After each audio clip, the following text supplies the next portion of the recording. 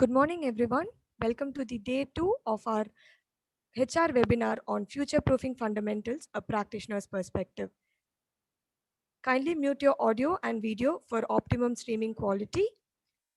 Please rename yourself as your full name in the Zoom username. This is for easy identification of the participants.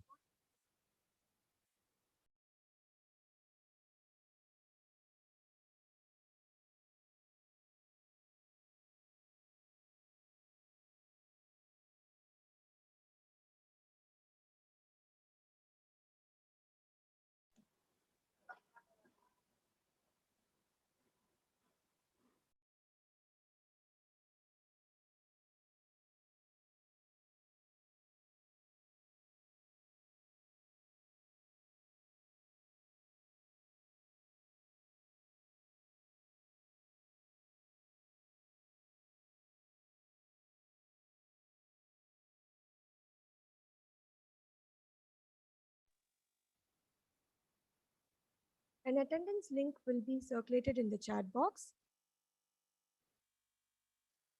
Kindly make sure to fill the attendance link in the beginning of the session, and there will be a feedback link circulated towards the end of the session. Participants who fill both the attendance and feedback form will be provided with the certificate after.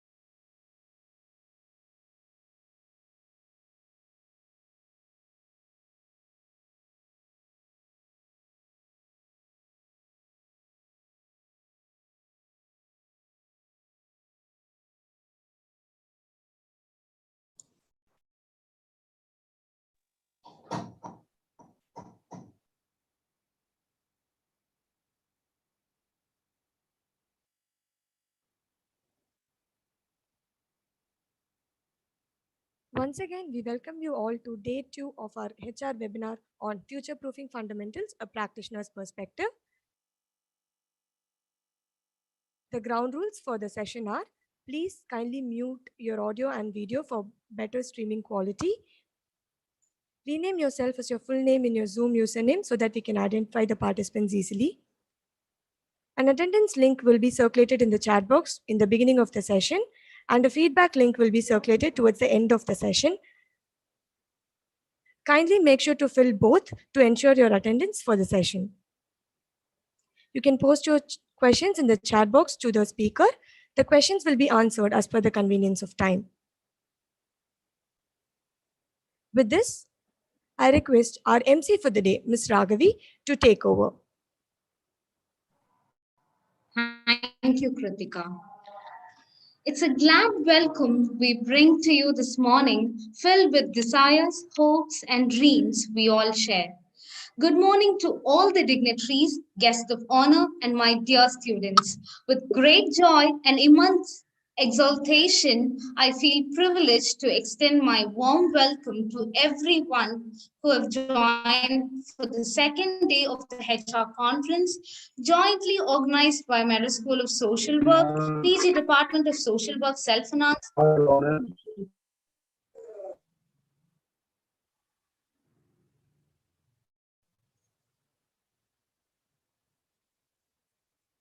I feel privileged to extend my warm welcome to every one of you who have jointly organized by Merit School of Social Work, PG Department of Social Work, Self-Finance, Pegasus Student Forum, and Indian Society for Training and Development.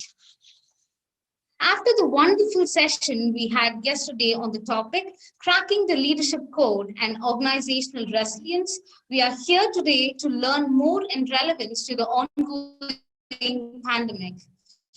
Today's session is titled Digital Human Resource. The Sun and I are pleased to offer you a warm welcome for this wonderful session. I feel privileged to extend my warm welcome for everyone. This is the second day of the HR conference, jointly organized by Merit School of Social Work, Self-Finance, Pegasus Students Forum, and Indian Society Principal Dr. Raja Samvit, Dr. Francis, Head of the Department, MSW Shift 2, faculties from all the department, and finally, my dear students. Once again, I welcome you all.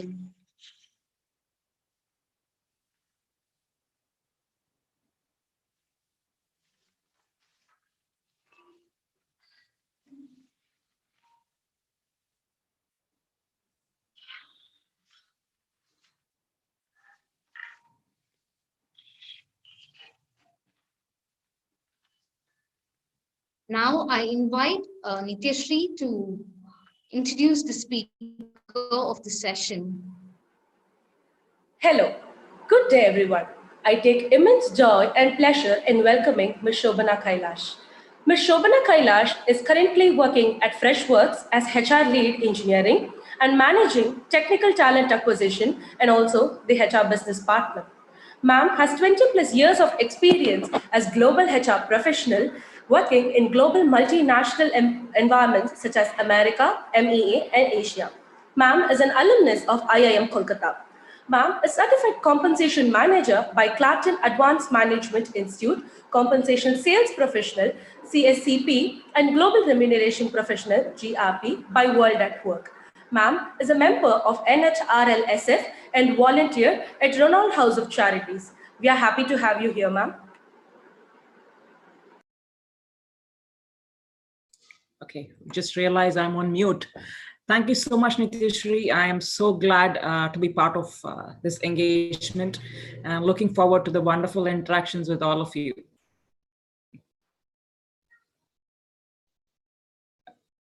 Nitya, I think you're muted. Thank you, ma'am.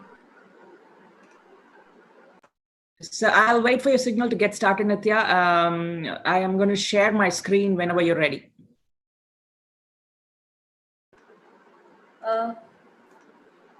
Ma'am, can you hear me? Yes, I can. Yeah, I just wanted to say thank you and welcome to the session. Thank you.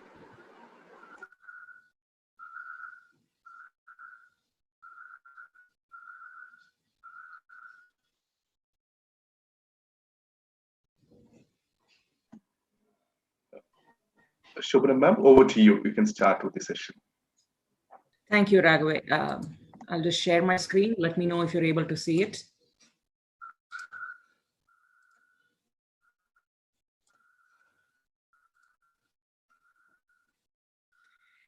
Can you all see my screen? Yes, ma'am. We can see it. Sure. So when Madras School of Social Work reached out to me, asked me to present on employee digital experience, I was really wondering, hey, this is such a big ocean of a topic, and where do I begin? Where do I end?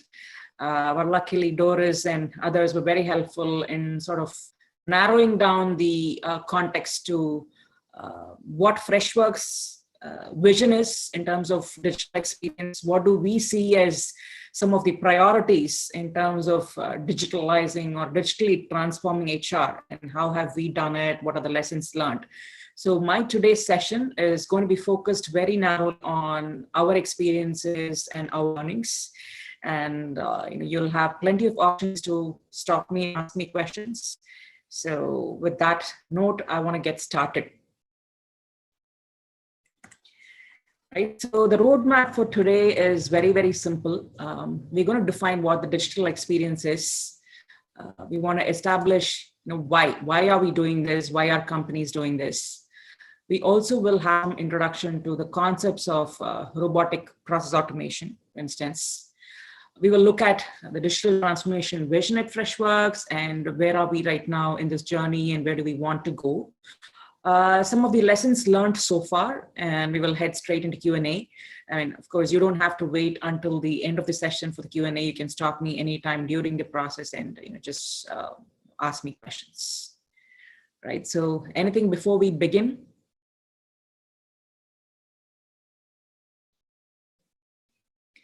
So Raghav, I don't know who is moderating this session.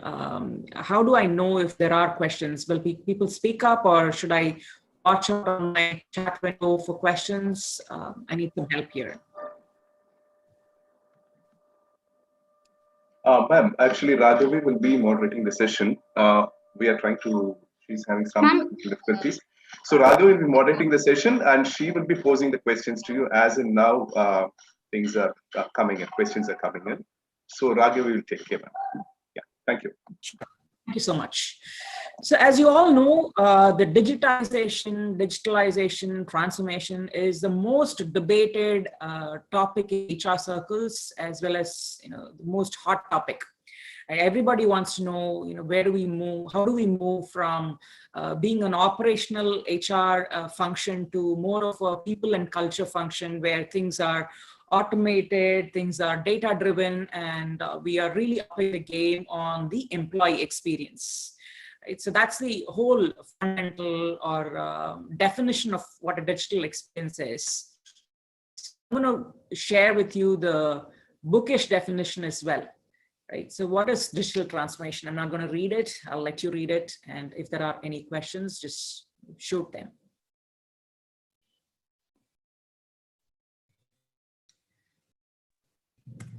Ma'am, we'll have the question and answer session in the after you complete your talk, ma'am. So thank you, Nitya. Thank you, ma'am. So on a lighter vein, right? I'm a big fan of Dilbert comedies, and this is what Scott Adams has to say about digitalization of HR, right? So yes, there is a vision, there is a way on how things need to be done. But if you look at most of the organizations across the globe, right, regardless of the geography, I think there isn't any single organization which is fully evolved. Even if you take the billion-dollar organizations like Amazon, or if you take I think organizations which are technologically very, very forward and are considered as the leading examples of innovation, companies like Apple and Netflix, are still at some point, and it's a journey, it's not a destination, right? They are evolving, they are figuring out what they want to do, and they're all at in some stages. They're not really mature in the digitalization journey. So, and as we move forward in my slides, you'll understand why and what's really stopping us from getting there. So I'll talk through all of that, but this is on a lighter vein. Right. Now, establishing the why of digital transformation, why do we need to do this? Why can't we just continue with our age-old practices of, being operational in our HR function, giving the human touch and all of that, right? I think the world is changing. The average workforce in most of the technology organizations today is between 26 to 27 years of age. And as we move into, say, 2030, the average age is going to come down further. Right? The curriculum is changing, people's intellect, their aspiration, everything is changing. And their mindset is also shifting. This is an age where they want instant gratification. They want everything at fingertips. They don't really care about what's going on in the background, and they want seamless experience. And companies have started to realize this, and they want to optimize for customer experience. And in this context, customer experience also means internal customer, which is your employees. And in Freshworks, I think we optimize everything for employee experience. If we take care of our employees, we take care of our customers. That's what our CEO, Girish Mathrubootham, very, very strongly believes in. Right? We also want operational flexibility. These age-old processes and manual processes need a lot of hands on deck, and we will need a lot of manual intervention, which becomes like a dinosaur age. We want to move out from there and create processes which can run automatically. We want operational efficiencies, we want productivity, we want all of it, right? All the great things. And we also want time for innovation. The biggest challenge in organizations today, and especially after moving to remote sort of work with COVID, is the lack of mind space to do anything that we want, whether it's our passion project or things that are beyond our business as usual. So how do we create this mind space and yet maintain good productivity and utilization level for our employees, right? Obviously, we need to get better in our operational efficiencies. And that means digitizing HR. That means transforming ourselves to think from, where we were 10 years ago or 5 years ago to think about what does the future of HR look like. And that's exactly the goals of digital transformation, right? Some more pointers on establishing the why, because we need to be very clear on the purpose, on the strategy, right? Here's a visual that talks about the old business models and a visual that talks about the digital business model. Right? In the old business model, things are siloed, as you can see. There is enterprise, there is data resting in different pockets, and then there is device interaction with employees where they try and navigate through a myriad of applications, whether it is HR applications or other enterprise applications, and try and get what they want. Experience, not seamless. An average engineer or an average product guy, they don't really want to know whether it is Oracle or SAP or Mindtickle or whatever it is that they are using. They just want to have the shortest way from point A to point B, and that to happen seamlessly with a few clicks, right? So how do you move away from this old business model or digital where data is warehoused or stored in one place, where with a click of few buttons, you're able to get what you want. Everything is through bot or Slack or whatever it is. So that is what is the big difference. It is integrated in the new digital business model, whereas in the old model, it is siloed. Breaking the silos is sort of the fundamental to the digital transformation. Right. And like I said before, it's not like you wake up one day and you realize that you have to change all your HR systems and process, and you get few vendors, like you get KPMG or Accenture, and you're done with it. It's definitely not that. The journey which starts with auditing, You need to do some soul searching, fact finding to understand where you are today and what are the things that are on your laundry list of things to do when it comes to changing HR and making it more futuristic. And obviously, when you talk to employees and different key stakeholders like your business partners and clients, and when I say clients, internal clients, right? Your internal users of the HR systems, you'll get a laundry list of things. And obviously, it's a time-consuming exercise, and it's a lot of money and investment, and you can't address everything at one go.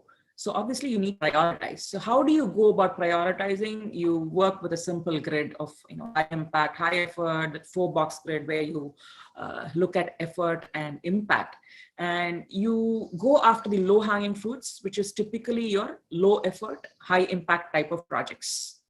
And then you move into a stage where you've started transforming, right? Whether it's changing the systems or changing the processes and making it simple, also the change management aspects, right? You've started transforming, and then you accelerate. Once you get comfortable, you decided on the vendor, you decided on the strategy, you decided on the core team, you start accelerating and you start implementing things.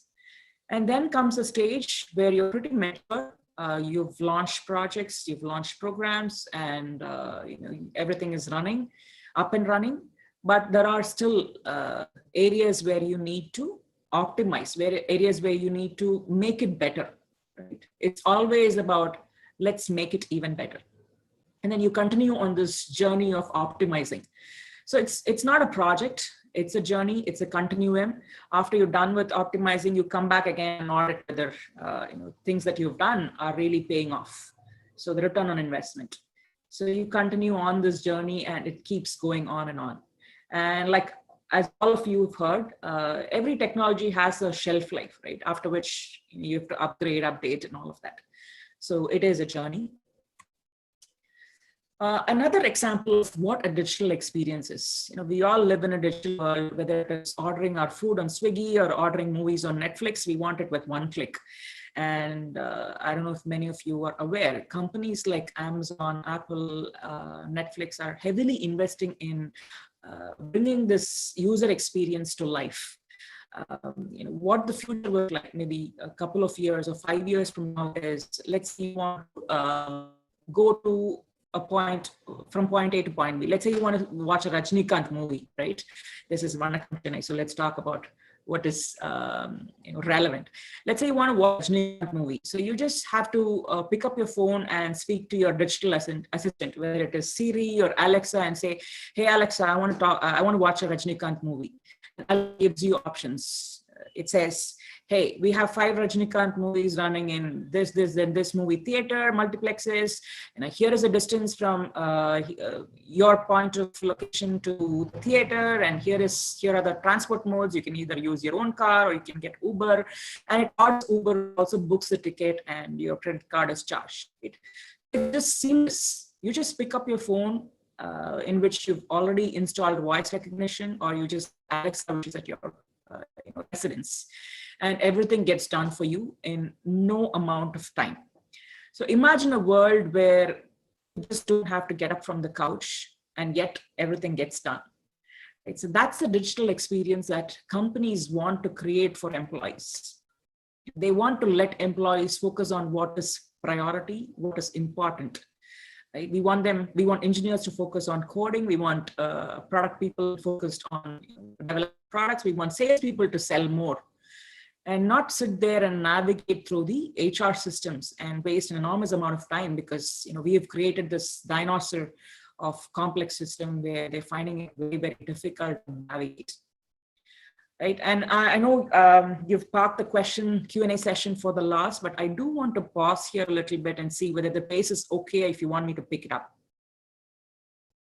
Nitya, Raghavi.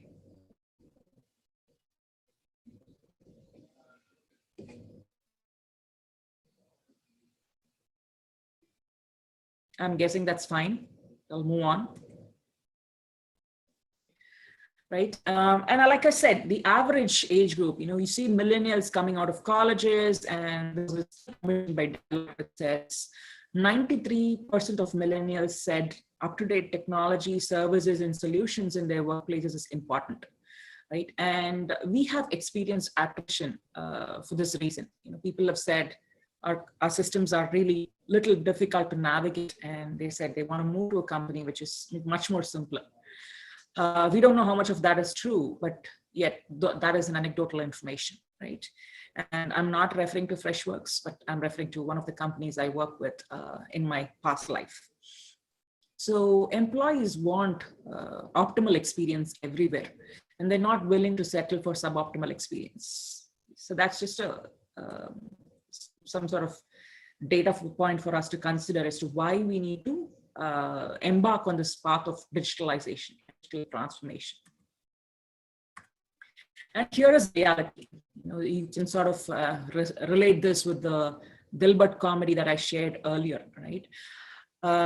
We want to create a seamless world, but the experience we have as an employee is not at all the same as we have as a customer.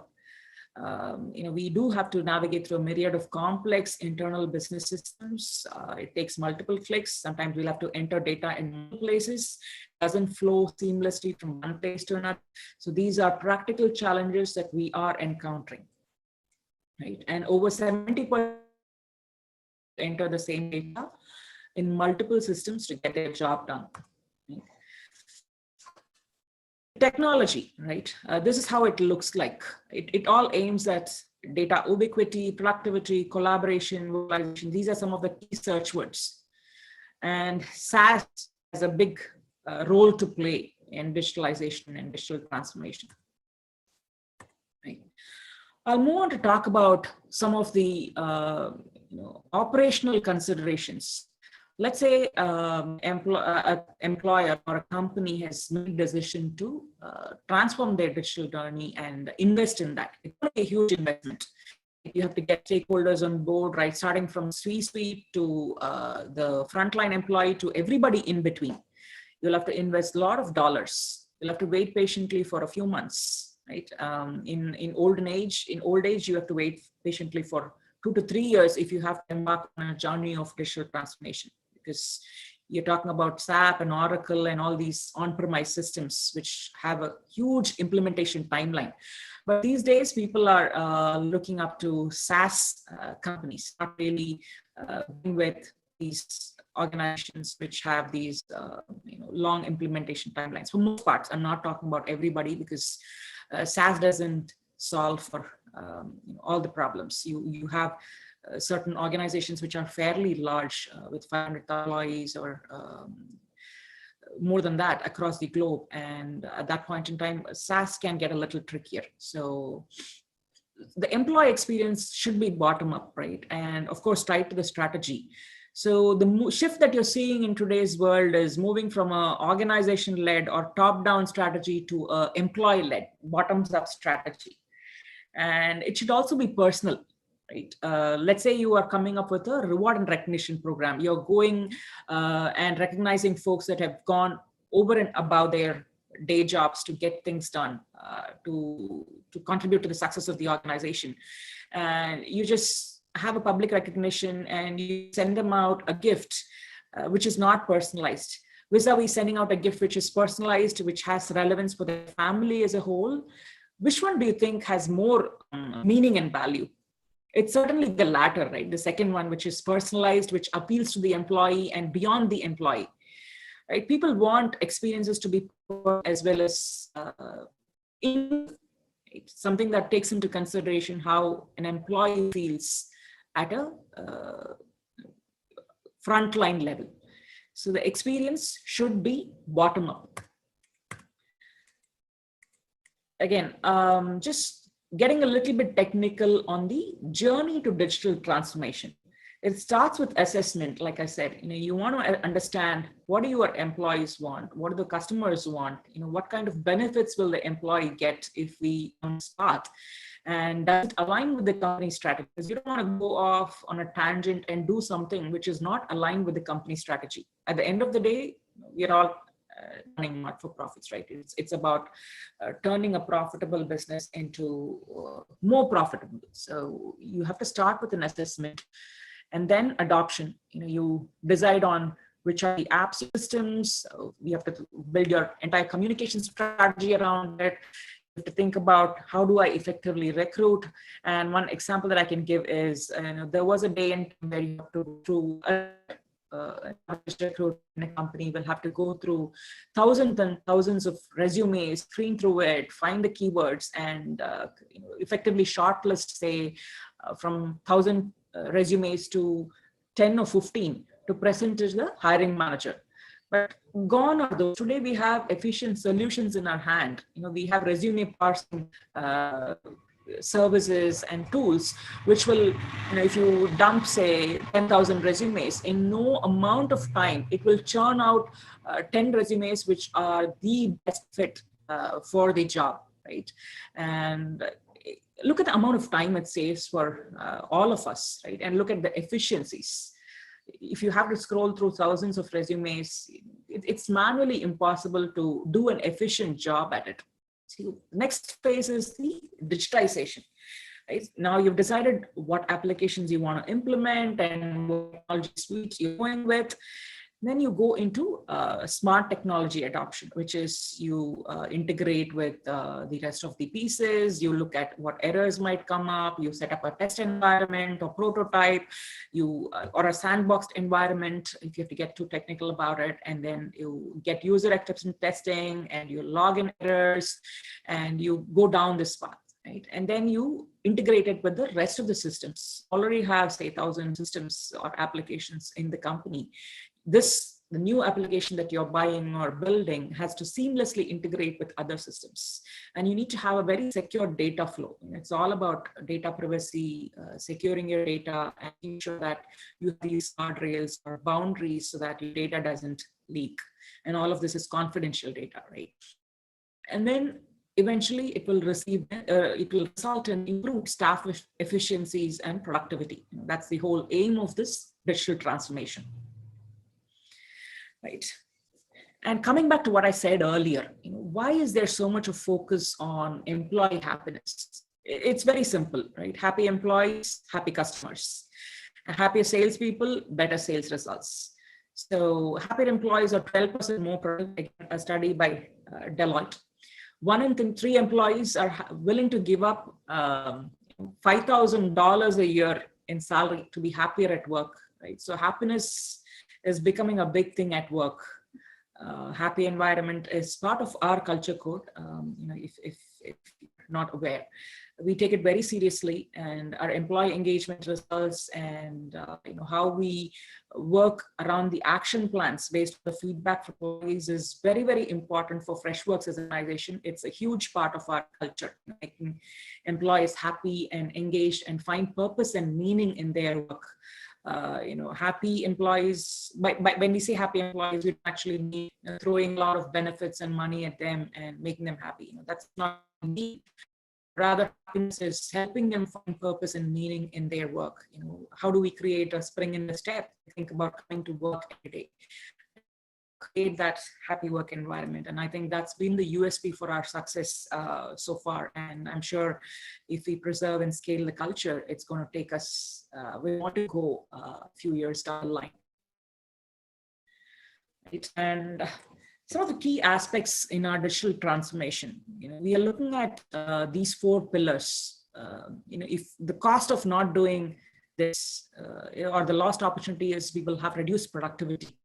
We will have low employee retention, efficiencies would be much, much decreased. And it's a costly process if we don't embark on this journey of digital transformation, right? Every time we lose a good employee, when I say good employee, I mean somebody that's in a good performance standing, that's a culture fit. The cost of replacing the employee and getting the new employee to ramp up is anywhere between 100 to 300% of the payroll cost of the employee that left. So it's an expensive affair. And these are the things that we have to keep in mind when we think about what is the cost of not doing this, or what is the opportunity cost. Right? I want to shift gears a little bit and talk about the new wave of SaaS. right? There are these age-old applications or on-premise applications, and then there is this whole new league of companies, SaaS companies, and Freshworks is also proudly one of the SaaS companies, right, built out of our own Chennai, India. So what is this new wave of SaaS? Right? When you're no longer building on-premise software, there's this lot of news about on-premise software and it's dying a slow death. And what are some of the dangers of hanging on to these legacy systems? Right? It's not viable anymore. And companies are either building or acquiring, buying SaaS companies and SaaS products to up their game. For example, Amazon bought Chime, Adobe, I think Oracle bought this NetSuite, and GE buys ServiceMax, Salesforce buys Quip and Tableau. So Salesforce buys Quip and Tableau. So they are embarking on this journey of either buying or building, because companies have started seeing value, right? Value and quick returns. Nobody wants to wait anymore for a 2-year, 3-year turnaround time to build legacy systems and then market. They want a quicker time to market. And they've started acquiring these already successful companies. And they are getting from point A to point B very quickly. So here you see some of the legacy technology companies versus SaaS application. There's so much hype about SaaS. There are also some downsides which you have to be very careful. So the SaaS hype cycle in the legacy systems, which is sort of, let me just start. So you see here, right? Whether it's Oracle or SAP, what you get with them is one-stop shop. You don't have to think about buying 3, 4, or 5 different products to solve for your, HR problems. You get everything as a consolidated suite of products, but then the downside is longer implementation cycles, very expensive to maintain, very expensive to upgrade, and requires a huge cost of implementation. Whereas with SaaS, it is like taking your credit card and with a few clicks procuring whatever you need as a software. If you're thinking about bigger ones, you have to slightly customize it, but it is still so much better than buying a legacy technology. Right? For example, if you want to buy a Netflix subscription, what you do is basically choose which one you want. With a few clicks, you're ready to go, right? You can watch your favorite movie. So as simple as that. It's plug and play. Even if you want minimal customization, can be done within a few weeks, 4 to 6 weeks, not more than that. But the downside is you're looking at multiple applications to solve for a problem. The reason is all these SaaS companies, most of them are focused on a very, very narrow set of problems that they want to solve. And they become deep expertise, they develop deep expertise around that, and they start building products and then pushing it out to customers rather than working backwards from customers and understanding, hey, what is a problem that we need to solve for the customer? And hence, how do we build a product that is more of a platform? How do we build this multi-product strategy and then integrate it into one seamless platform and then take it to the customer? So there is a little bit of thinking backwards or working backwards from customer that is missing in the SaaS applications. Again, not a big deal, but one has to then deal with multiple applications. Right, moving on. Okay, my screen is frozen for some reason, bear with me.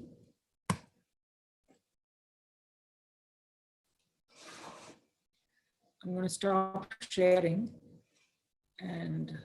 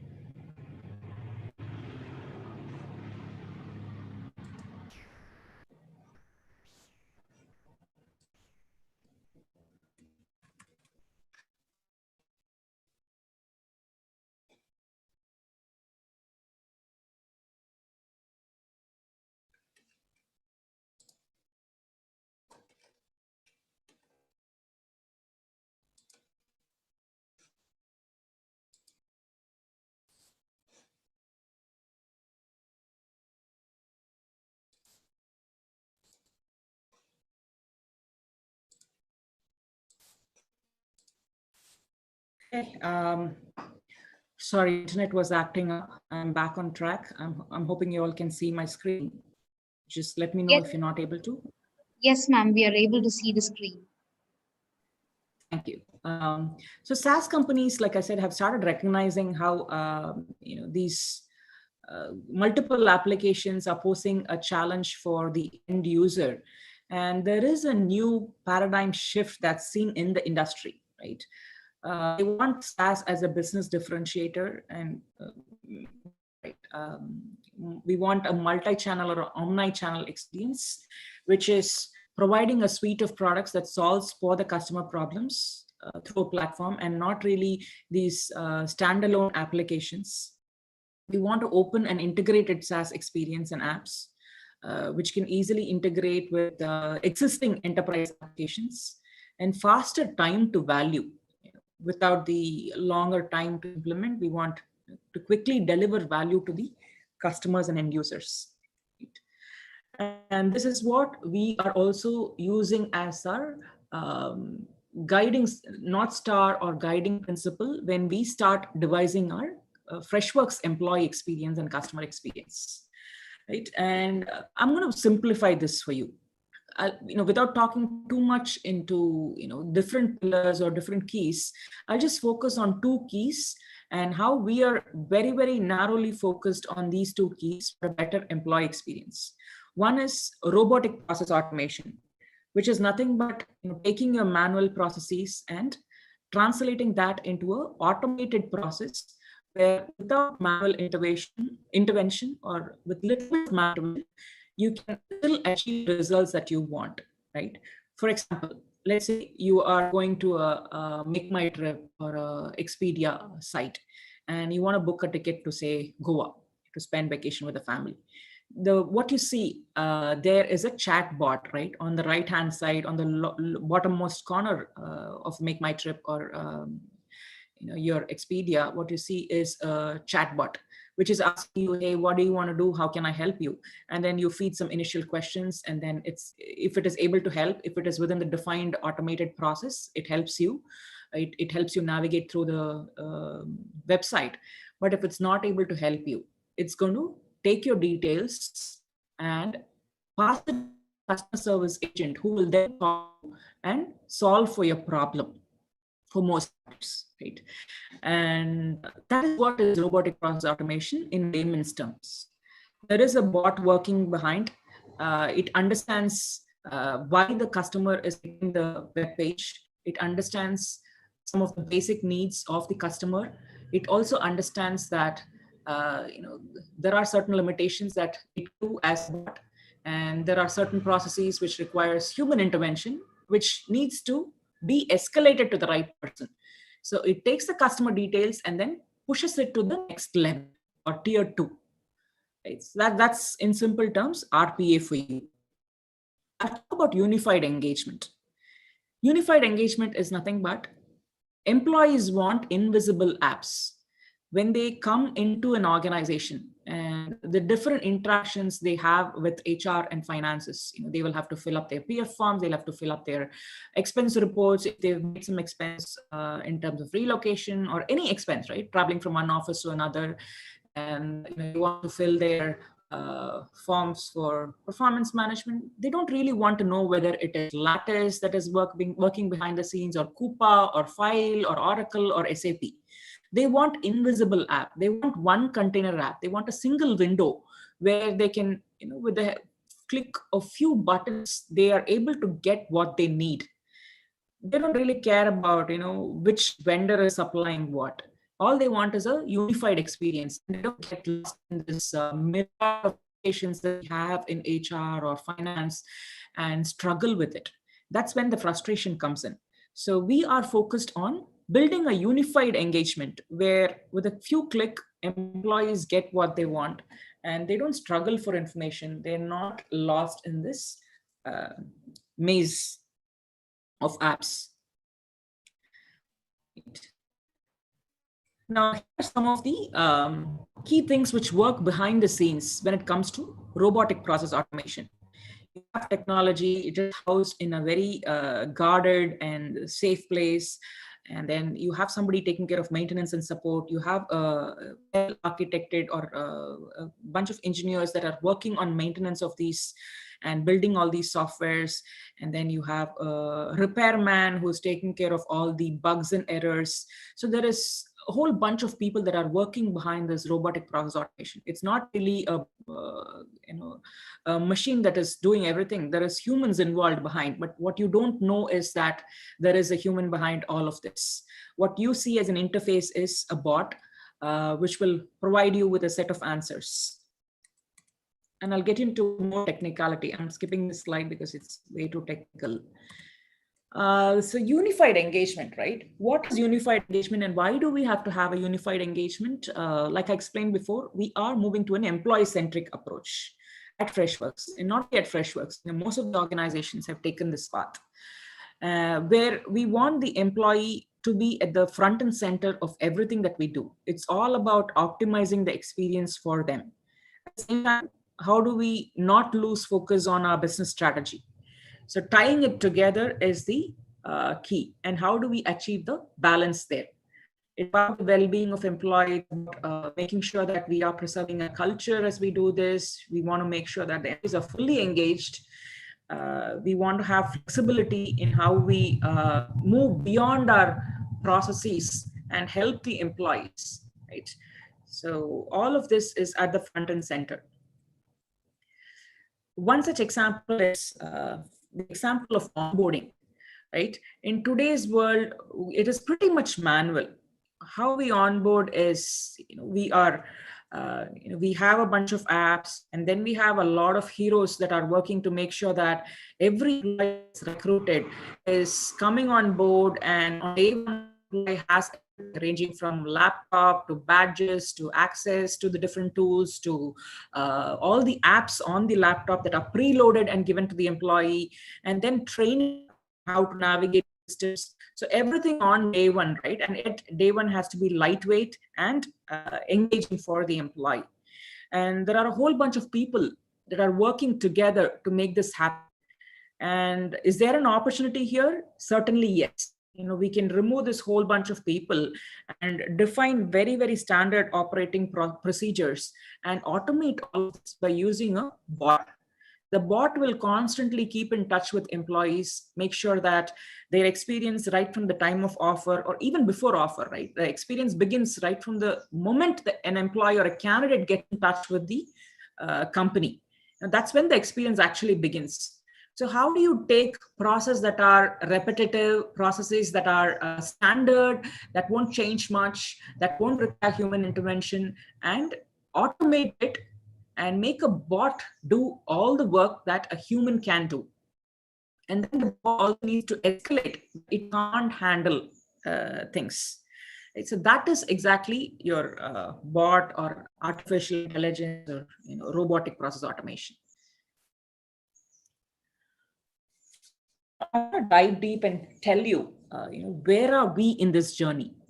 Right? There are plenty of tools, like I said, a myriad of tools, and sometimes even within HR, we start struggling and thinking about, hey, what are the tools that we have for, say, performance management or AS or HRIS system?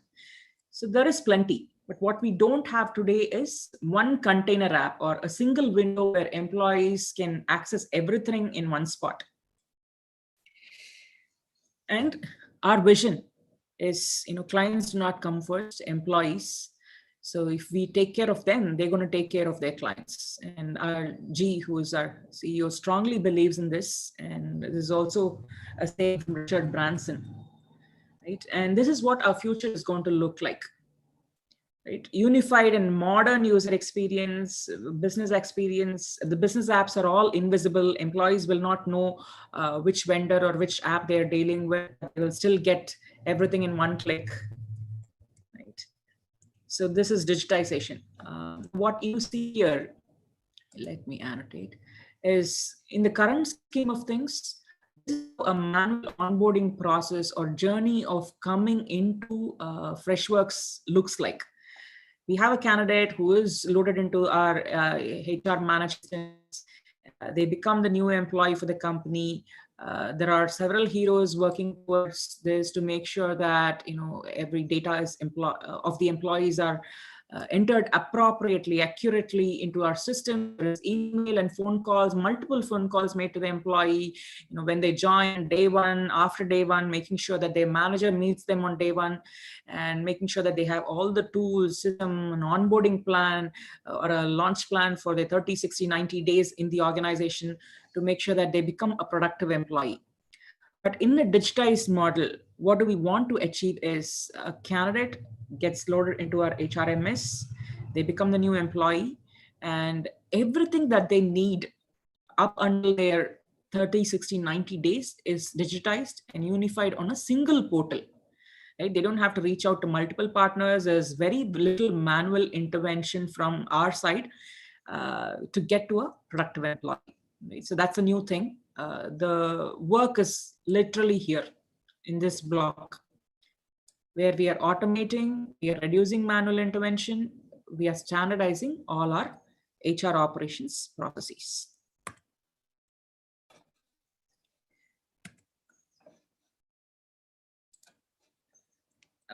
Again, stuck.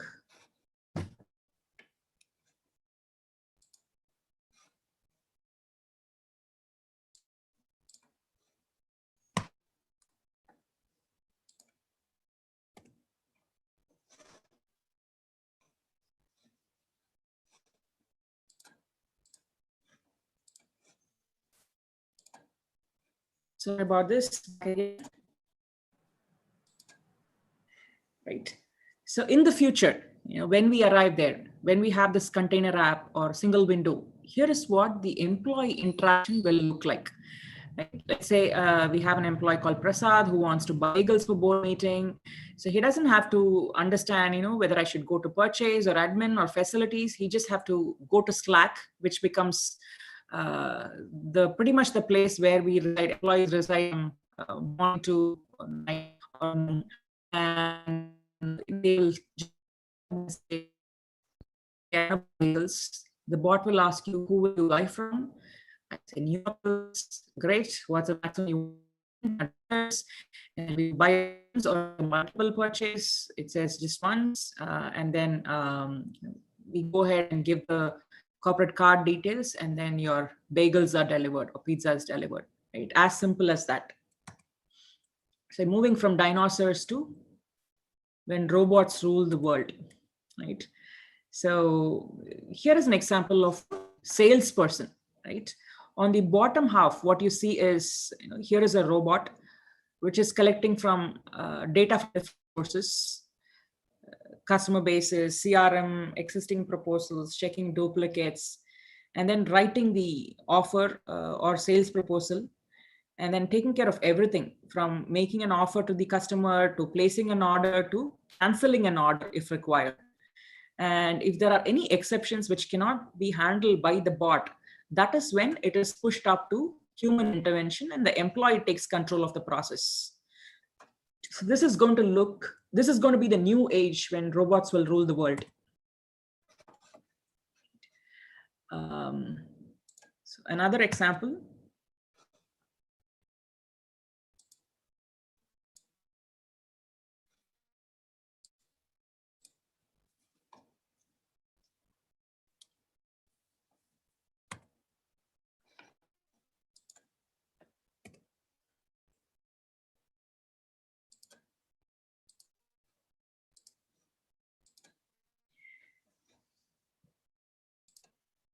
Folks are starting to realize that as and when I start annotating is when my screen gets stuck. So I'll stop annotating. I'll just point you to which part of the slide that I'm talking about, right?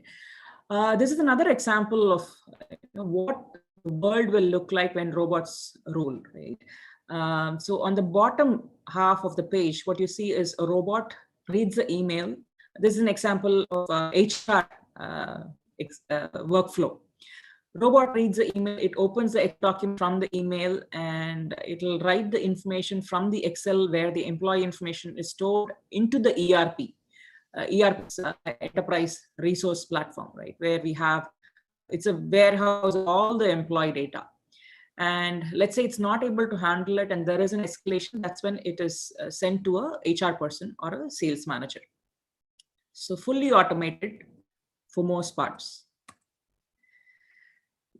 And getting a little bit technical on what happens when robots rule the world. There are multiple options, right?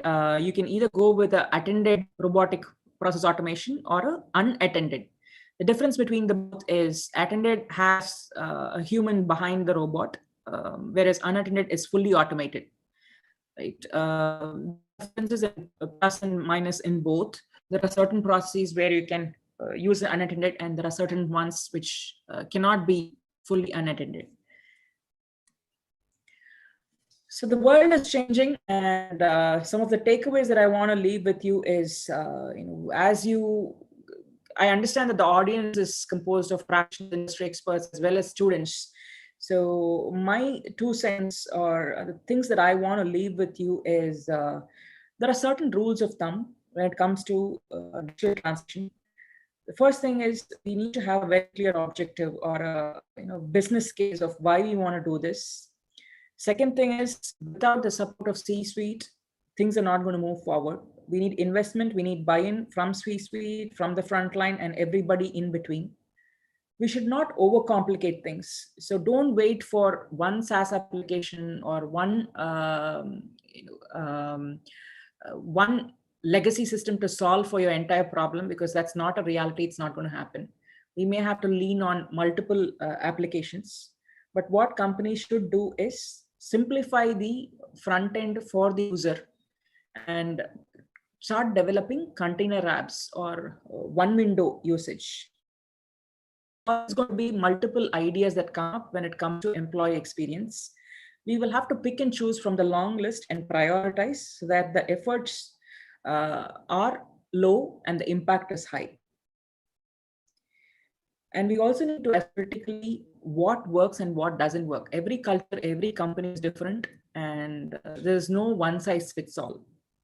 Culture is very, very important. So please take that into account when you are devising solutions for your company. Right. So these are the things that I want to leave you with. Immensely opportunity. I'll pause here and turn it over to you for questions. I hope I'm in the time limit that you've given to me. I'm very sorry if I've exceeded. Today, we were truly privileged to have an opportunity to listen to you, Shobna ma'am. Thank you so much for such a thought-provoking and an insightful session. Now, let's move on to the question answer session. I call upon Ms. Kritika I from second year MSW to take over the question answer session. Good morning, ma'am. So, can we start our first question? So, yes, actually, Kritika, gamification. Yes, ma'am. We have gone through about the employee experience. So, how gamification works at employee experience, and how do employees experience it, ma'am? See, all I can say about gamification is, again, it's fun for employees to go through an app or a system, and it's easy for employees to learn when there is a new change or when there is a new app introduced into the ecosystem, right? But for the admin or the person that's building it, it's a lot of work. It's not easy to gamify everything. So there is pros and cons in both. But gamification is becoming big in our industry, in HR industry, and a lot of than you saw a few years ago. So they're up with these, new which are gamified. It's certainly preferred by employees. So it's just a question of balancing out your digital strategy with how much of gamified how much of gamification you need in all these systems. Sometimes it becomes mandatory for adoption. Sometimes it's more of a fancy thing and a feel good thing. So it's all about balance, Kritika.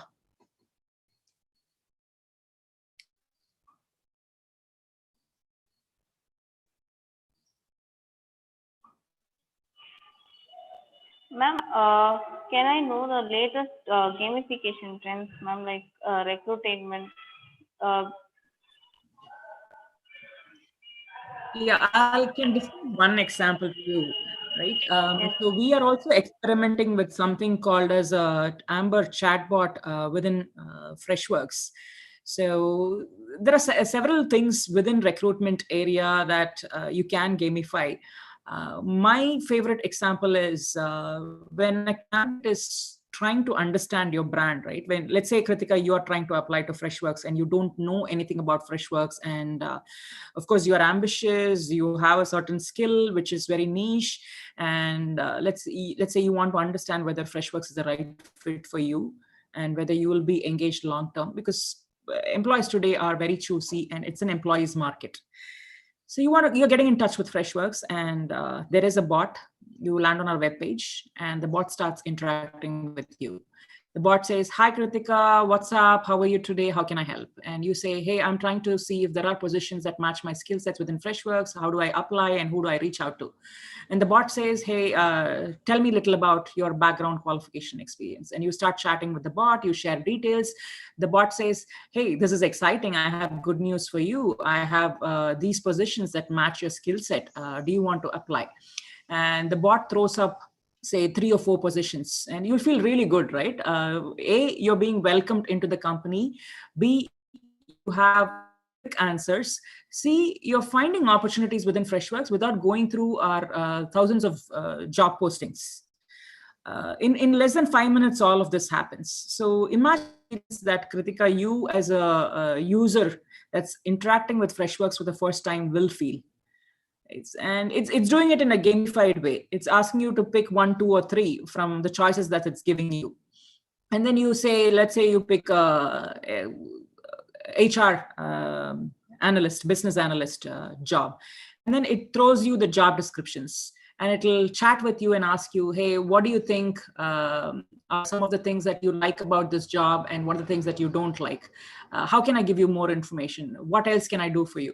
So it's in a very nice and gamified way, and you're engaged throughout the conversation. You don't feel like you're chatting with a bot and not a human. And there's so much of personal touch.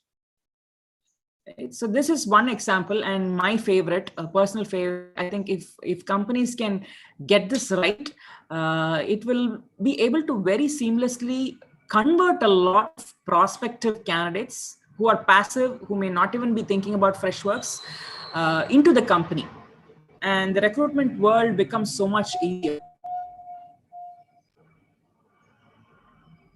Have I answered your question, Kritika?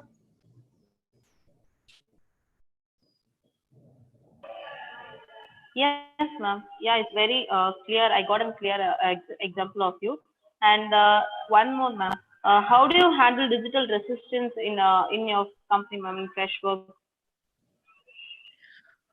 Um, so we have a very structured way of going about our digital journey, right? We start building a case within HR every time we want to make a change, bring a new app. Hey, Kritika, can I please request you to mute yourself? There is so much of feedback. Thank you. Yeah, so we have a structured way of going about things. It starts with building a business case of why we want to do this, and what is in it for the employee, what is in it for the company, what is involved in terms of process, cost, and time and effort. And the business case is taken to our management, which G, who is our CEO, is very Grish Mathrabotham. It's very passionate about digitization, and he gets very intimately involved in all the details. He wants to know the nitty-gritty, and he loves to contribute actively. So we get the buy-in from management, after which we socialize it with a number of stakeholders. Then we do form a core committee, which is a cross-functional team of HR and business leaders.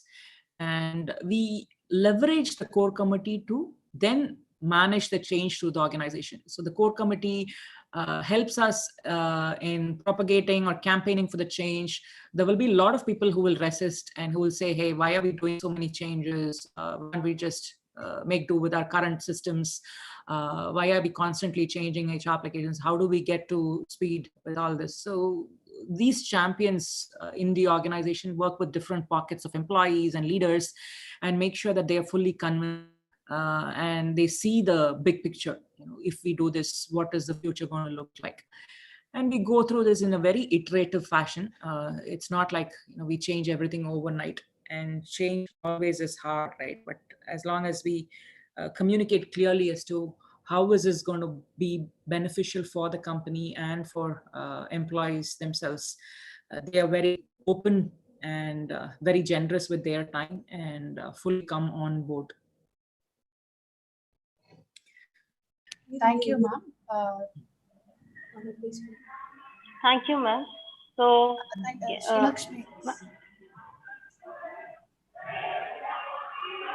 ma'am, Nityashree, we has posted a question in chat box.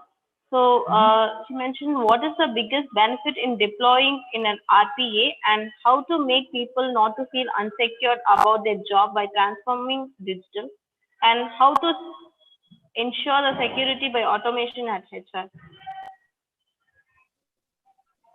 Okay. Looks like there are three questions, Kritika and Nitya. I'll take one by one. Right. Biggest benefit in deploying an RPA is, like I said, productivity. You can free up the frontline employees' time to do something more strategic and meaningful. So if you segregate, say, tier 1, tier 2, tier 3 queries, and if you feel strongly that tier 1 can be automated, then the employees that were handling tier 1 queries can then focus on upskilling themselves and handling all the escalations that come to tier 2, right? So imagine the productivity if you're able to wipe out, say, 300 human interventions and 300 employees or 300 layers of human intervention, and then replace it with bots, which are able to take care of all the repetitive activities and the frequently asked questions. It's a huge cost benefit, productivity benefit. It's a huge enabler for the organization to move forward. And the experience for the end user is also great. For most parts, there are cons to everything, and I'll talk about it later.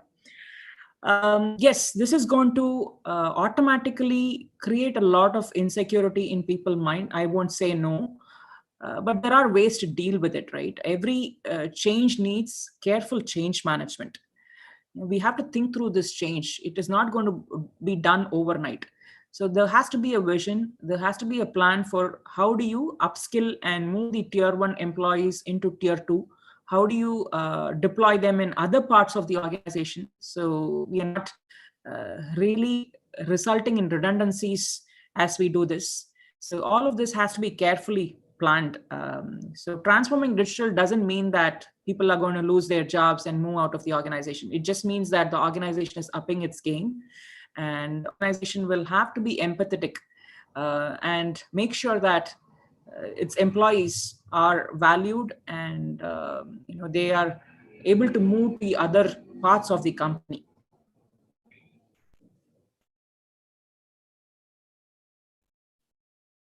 Have I answered it sufficiently, Nitya?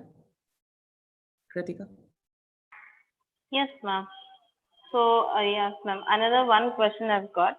So, what do you think about the future digital HR and how we are going to come of it now?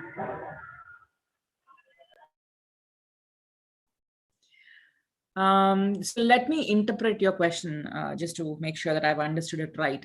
So you are asking as to what is digital HR or the transformation is going to look like in India a few years down the line. Is that your question?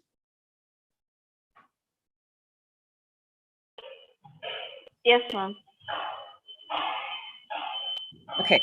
So like I mentioned in my deck, right, the world is changing. Yeah, this is definitely coming. There are no two ways about it.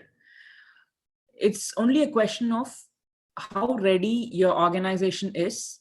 And if you get ahead of the curve, if you start thinking about it very proactively and you get ahead of it, you're solving for one of the biggest problems that we are already facing. But if you don't want to, and if you are not proactive, instead if you're reactive, then you are left behind. And what happens is your brand as an employer or a great place to work really comes down in the market. right? If you're not seen as one of those companies that have adopted technology to its advantage, then I don't think the new age employees would want to work with organizations like that. Right. So it is in the best interest of the organization to get on this change bandwagon and move on with it. It is a much needed investment, in my view.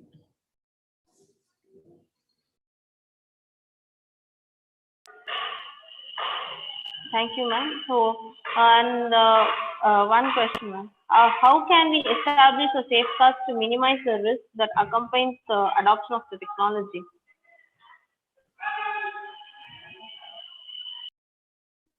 How can we minimize what risk?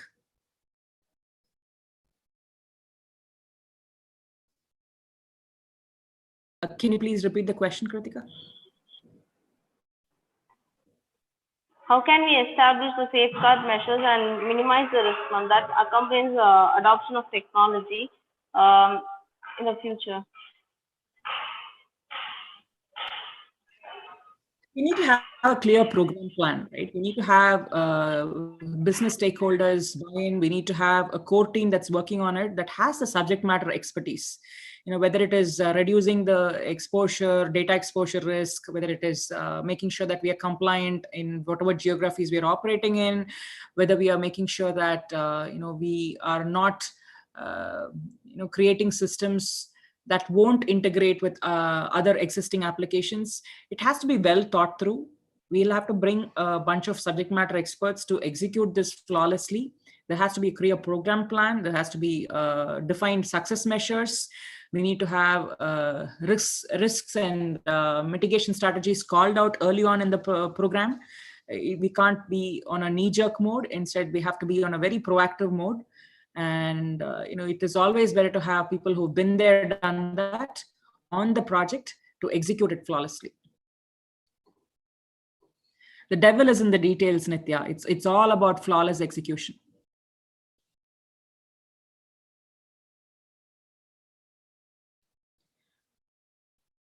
Raghave is asking a question, very good question. How important is the H in human resource?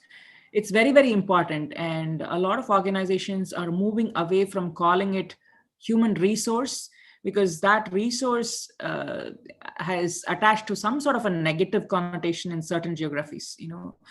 Employees have started asking, why are you calling us a resource? Aren't we beyond that? Why are you not looking at us as humans that have great value, that can bring in great value? So a lot of human resource organizations are renaming their function as people and culture. They're calling it as employee experience function. They're calling it as talent, whatever. So there is this whole notion of a negative connotation that resource brings to human resource. But it's all about human capital, right? We are talking about companies that are not investment or capital intensive. We are talking about companies that are all made of humans. So there is no human resource or people function without H or humans. Thank you, ma'am. And in chat box, Harinesh Mohan has posted one question, ma'am. In this new normal, some of the industries have lost their employees due to their loss of projects and remuneration reasons. Bringing and giving more power and concentration over the digital side would make that employees numbers organization to be less or reduced. And can you please share a thought on this, ma'am? Sure. This is sort of a continuum of what I said earlier, right? End of the day, this is going to happen whether we want it or not, whether we like it or not. It is evolving. And if you look at some of the studies that XLRI, Xavier Labor Relations Institute, is putting up recently, is all about, in the future, our interaction is going to be more with robots than with humans. So the behavioral psychology is also about how do we interact with bots? What kind of aptitudes or skills we should develop as humans to interact with these bots efficiently. And it is a reality, and you can't walk away from that and say, hey, I'm not going to do it because it's going to bring loss of jobs. yes, loss of jobs is a reality, but there are mitigation factors, right? There are ways to mitigate that. If you know that you're going to do this, and if you care about your people, what you have to do is get ahead of the curve, make sure that you identify the sect of people that's going to get impacted with this change, upskill them, right? There are ways and means of upskilling them, and you can always redeploy them in, in some other place. Digital strategy is a positive thing.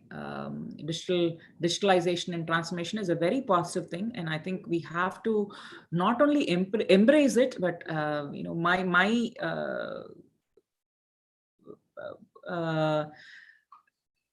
preference, or I would say my I want India to be in the forerunner of things. India is a biggest exporter of tech talent. Everywhere you go, whether it is any part of the globe, whether it is the American continent or the European, or even in this Norwegian places, it is our people, it is India that is shining.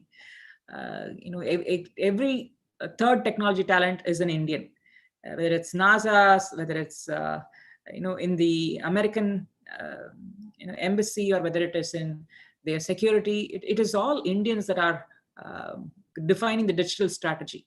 Sundar Pichai for Google, or it's all Indians.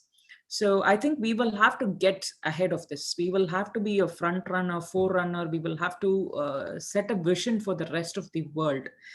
We should not think about the cons. Instead, we should think about how do we mitigate those. There has to be blue sky thinking here. We should not focus on the downsides. Instead, we should focus on all the positives, and we should embrace this change.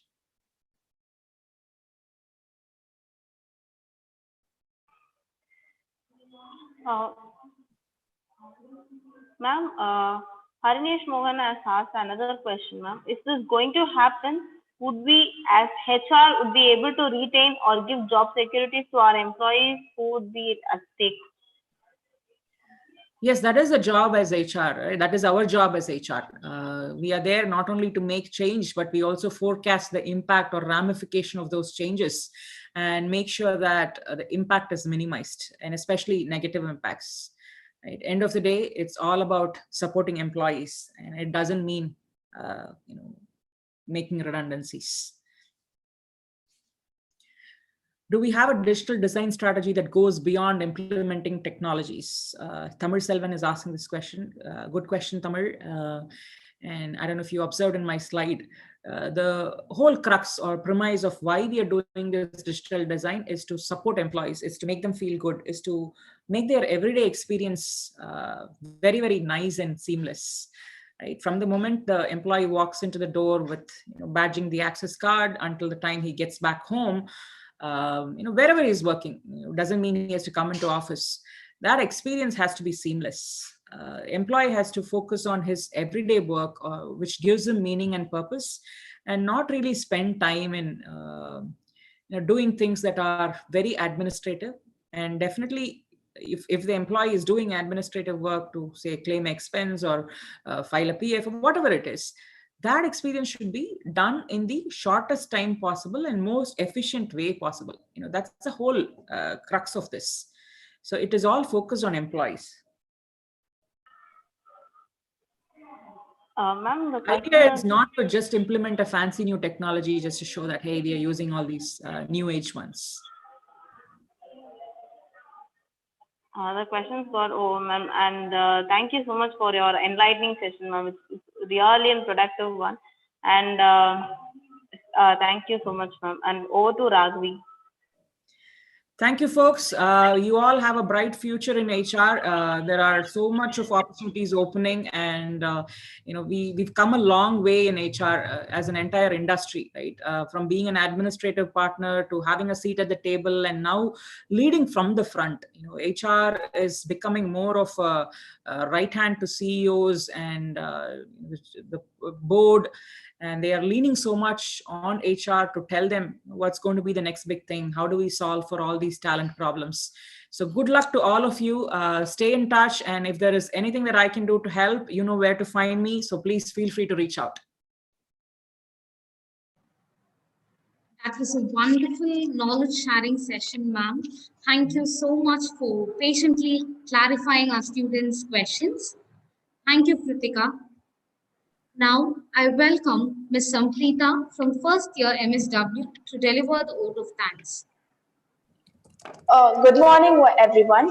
It's my immense pleasure to deliver the oath of thanks. I, on behalf of the PG Department of Social Work Shift 2 and Pegasus Student Forum, would like to thank our speaker, Ms. Shobna Kailash, for coming and enlightening us with her knowledge.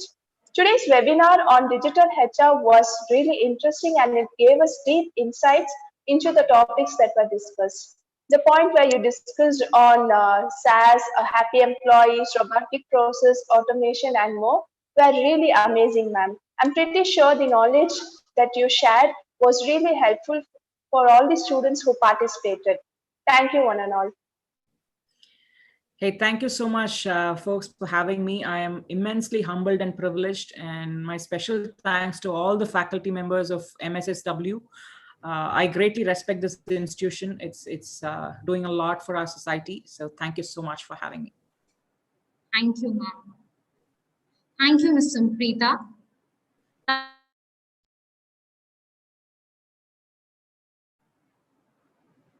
Thank you, ma'am. Thank you, Samprita. Now let's proceed to the valedictory session.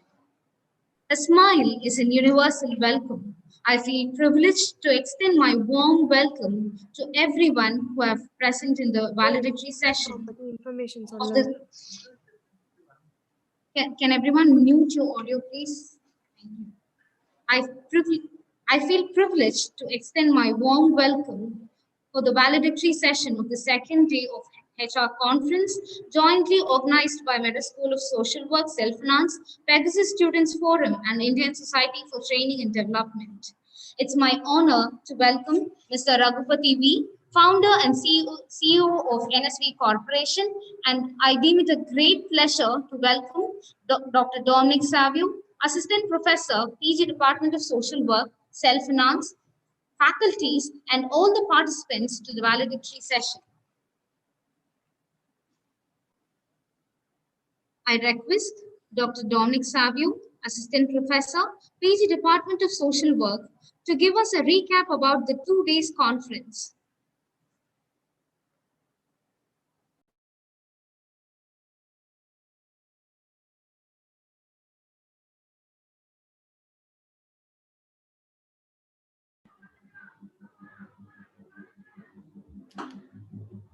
Okay, yeah, I'm unmuted now. Yes.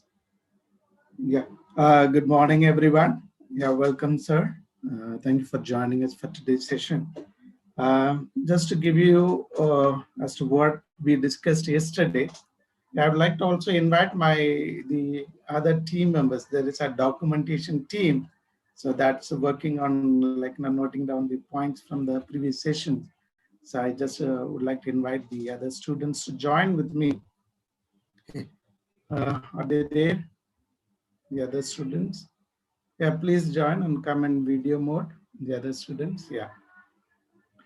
Yeah, we started off yesterday in the morning with the inaugural session. Okay, so it's on future proofing the fundamentals. Okay, so we had the former president of ISTD, Mr. Karthikeyan. He was a chief guest, and he was giving us on what is ISTD, what the work they do, and then what is it, the collaboration with the other organizations that they have.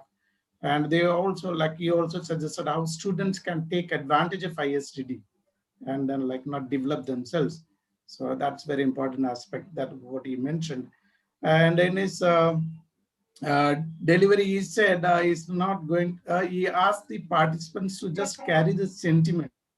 Okay, so it's like now what they carry is the emotions that are connected with what we speak.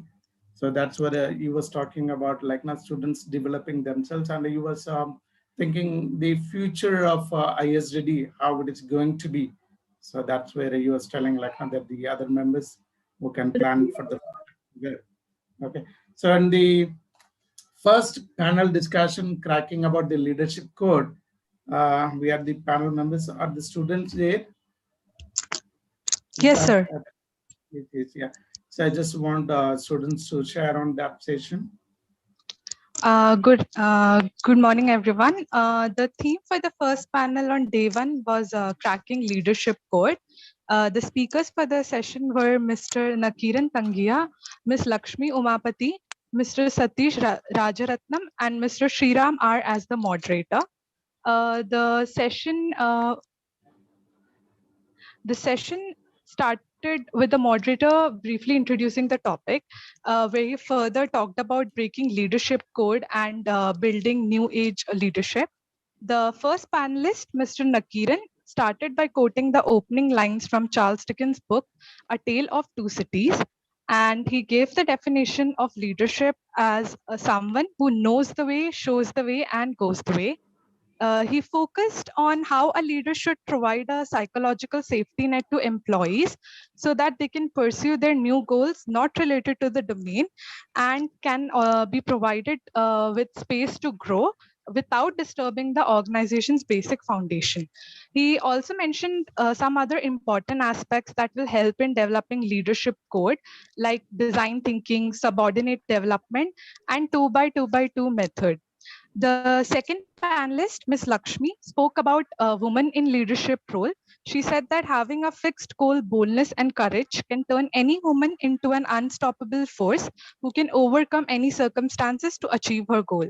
She felt that pay gap issue and lack of women representative in both as a huge barrier to development, as women are more idealist and sensitive to personal issues, and that they can bring in the much needed calmness and objectivity in decision making. The best practices that are followed in the IT industry in inculcating and nurturing leadership was addressed by the third panelist, Mr. Satish. He talked about beating the VUCA method with the VUCA method, which will help one become a capable leader. And he also talked about the three C's, that is curiosity, creativity, and collaborative, that will help a leader form a holistic approach to things. The session was then ended with a question answer round. Overall, it was a very thought-provoking and enlightening session where the audience could gain a brief understanding about the topic, and the speakers ensured that the session remained interesting throughout by adding their personal anecdotes to form a personal connect. Yeah, thank you, Namrata. That was so beautiful. So Thank yeah, you, the sir. other student, yeah, for the afternoon session, not the afternoon, the second session. Good afternoon, everyone. So the theme of the second panel on day one was organizational resilience, and the speakers were Ms. Punitha Antony, Mr. Kamesh K, Ms. Kirtika Venkatesh, and Dr. Rajani Sriraman as the moderator. It was a very thought-provoking and an eye-opening session where the panelists discussed about organizational resilience by relating the topic with their personal experiences, which enabled better understanding of the concept of organizational resilience. In the beginning of the session, Dr. Rajni highlighted the term resilience and mentioned that according to a recent survey, India was found to be the topmost country in the context of resilience. She explained that the term resilience refers to the process of bouncing back to the normal form after a disruption. Dr. Rajni also mentioned that it is the human nature to be resilient, as being resilient is such an ability that is within every individual since birth. She mentioned that flexibility and adaptability are two important factors that lead to effective resilience. Then the next speaker, Mr. Kamesh, mentioned that resilience can occur at multiple levels, which can either be self resilience or organizational resilience. He highlighted on how effective and constant communication with clients, employees, staffs, or colleagues helps in faster organizational resilience. Mr. Kamesh also discussed about different forms of disruption that arises within the human society and how assurance and creative qualities in leaders helps the organizations to bounce back to the normal form. Ms. Kirtika Venkatesh shared a personal experience of her company by relating it to the concept of resilience, where she mentioned how they faced problems in managing their labor force during the pandemic and how they coped with the new changes by coming up with new solutions to adjust with the required demands. Another panelist, Dr. Punitha Antony, highlighted on how commitment and being optimism towards the staff, workers, and colleagues helps the leader to ensure resilience in a professional setting. She shared her personal experience of how her company provided support and emotional assistance to their workers and their families, which made them feel belong to the place where they worked. The entire session was a very enlightening session where the audience gathered knowledge about resilience, and the session ended with question answer round. Thank you so much. Yeah, thank you, Mautika. Yeah, for summarizing. Yeah, the session that just we had it. We have somebody else to just say on that. Right. Anyway, if other person not there, we just finished the previous session. I think all of us are part of that session, so we know what we discussed. Okay, so to summarize again, like not to put in a nutshell, like in the yesterday's session, in one of the organization, at least 3 employees died due to COVID. So what they were saying was it is like now communicate, communicate, communicate. So that was an important mantra for the organizations to stay in touch with the employees. So that was another important aspect. So in terms of leadership in ambiguities, it is a leader needs to be aware of himself to make a better response. So that's one important way to reply much faster and better in uncertain times. So because we are a lot dealing with the uncertainties, so that's very important. So Raghupati sir, it is to just give you an update. I think the other students know what's happening through these sessions. So it is just mostly for you to get you updated so that you can take over. Yeah. So thank you so much. Yeah. Bye.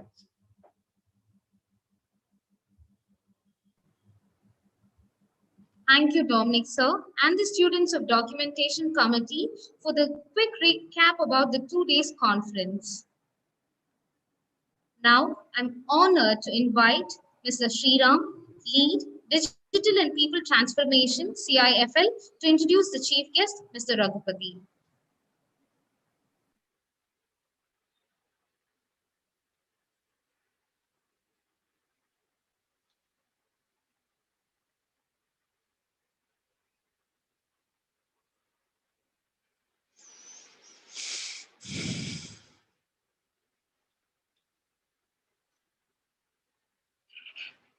Great. Okay. Thank you. So it was a really great 2 days that has ended on a very, very positive note. And I believe that the session today also transpired into a very highly learning one. And then that was not part of the complete program. It was part of it for a good solid 45 to 45 minutes to 1 hour. And whatever Shobana spoke was again hugely relatable and highly relevant in the contemporary spheres in terms of understanding how digital transformation is happening. And I'm really happy that it ended off on such a great note. And with that said, we have a very, very important member of Indian Society of Training and Development, our honorable treasurer, Mr. Raghupati. And he is going to give the valedictory address for us. And he is an MSW graduate like you people, very long back. And he is from DG Vaishnav College. And then he is currently the honorary treasurer of ISTD. And he also is the founder and CEO of NSV Corporation. And he comes with a huge, approximately 3 decades of experience across multiple industries. And none other than him, I deem fit to give the valedictory address, because he has his footholds very strongly in terms of leadership development, and he has designed and curated several leadership programs and helped organizations build huge amount of resilience within themselves, and has been a practitioner in terms of bringing technology driven interventions and digital HR. So I think Mr. Raghupati brings in all the 3 components put together as a very senior leader, and with his immense exposure to all these 3 fields, I think he is the right person to give the valedictory address today. And we are really privileged to have him with us, sir. And over to you, sir. Okay. Thank you, Sriram. Happy afternoon to everybody. Well, thanks to Madras School of Social Work, specifically the principal, Dr. Samuel, Dr. Francis, the faculty members, and the students. The way back when talks about the Madras School of Social Work, I was the first batch in DG Vaishnav College. 89 was the first year which started with, and we didn't have enough professors. So we used to come to Madras School of Social Work for research methodology classes. So that's how way back in Madras School of Social Work is connect with me. And my daughter is basically a BSc psychology student of Madras School of Social Work. So that's the furthermore connect when it comes to Madras School of Social Work. Coming to this 2-day program, Sri Ram has given almost the whole concept of my experience, whereas Mr. Dominic has given what they have covered in these 2 days, Dr. Dominic and his team. I will share my experience on those topics which I've come across and how it has impacted my growth as well as the organization.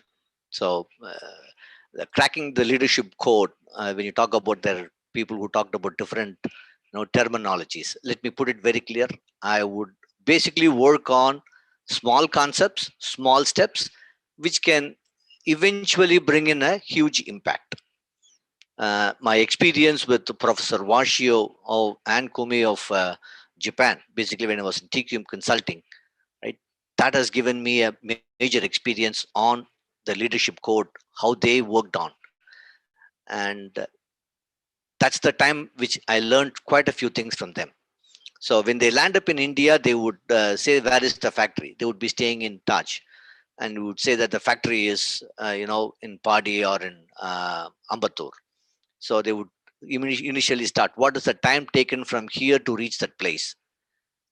They take every step into it. Okay. And when we reach there, it's about, let's take, if it is going to be Padi, it's going to be 45 minutes.